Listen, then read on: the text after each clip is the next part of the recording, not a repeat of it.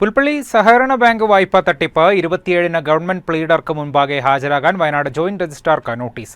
അതേസമയം സർചാർജ് ഈടാക്കാനുള്ള സഹകരണ വകുപ്പിന്റെ നടപടികളുടെ ഭാഗമായി പ്രതികളായവർ നവംബർ 4-ാം തീയതി ഹാജരാകണമെന്നാവശ്യപ്പെട്ട് സഹകരണ വകുപ്പ് ജോയിന്റ് രജിസ്ട്രാർ മുൻ ബാങ്ക് ഭരണസമിതി അംഗങ്ങൾക്കും നോട്ടീസ് നൽകിയിട്ടുണ്ട്.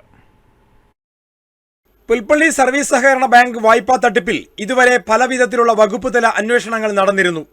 സഹകരണ നിയമം 65, 66, 68, 1 എന്നീ വകുപ്പുകൾ പ്രകാരമുള്ള അന്വേഷണമാണ് ആദ്യം നടന്നത്. 150 പേജുള്ള അന്വേഷണ റിപ്പോർട്ട് 2022 ആഗസ്റ്റിൽ സർക്കാരിന് സമർപ്പിച്ചു. ഇതിന്റെ തുടർ നടപടികളുടെ ഭാഗമായി പ്രതികളായ 4 പേർ നവംബർ 4-ന് ഹാജരാകാൻ ജോയിന്റ് രജിസ്ട്രാർ നോട്ടീസ് നൽകിയിട്ടുണ്ട്. ഇതിനിടെ സർചാർജ് നടപടിയിൽ നിന്ന് തങ്ങളെ ഒഴിവാക്കണമെന്നാവശ്യപ്പെട്ട് 3 പേർ ഹൈക്കോടതിയെ സമീപിച്ചിട്ടുണ്ട്. ആകെ 11 പേരാണ് പ്രതികളായുള്ളത്. പ്രതികളുടെ സ്വത്തുക്കൾ കണ്ടുകെട്ടി ഇരകളുടെ വായ്പയിൽ വരവ് വയ്ക്കുന്നതിന് RR നടപടികൾ തുടരവെയാണ് ഇവർ ഹൈക്കോടതിയെ സമീപിച്ചത്. ഇതിനിടെ ഇരകളായ 4 പേർ JR ഓഫീസിന് മുമ്പിൽ സമരം തുടങ്ങിയ സാഹചര്യത്തിലാണ് 27-ന് തിങ്കളാഴ്ച വയനാട് JR അബ്ദുൾ റഷീദിനെ ഗവൺമെന്റ് പ്ലീഡർ മുമ്പാകെ ഹാജരാകാൻ നോട്ടീസ് അയച്ചിട്ടുള്ളത്.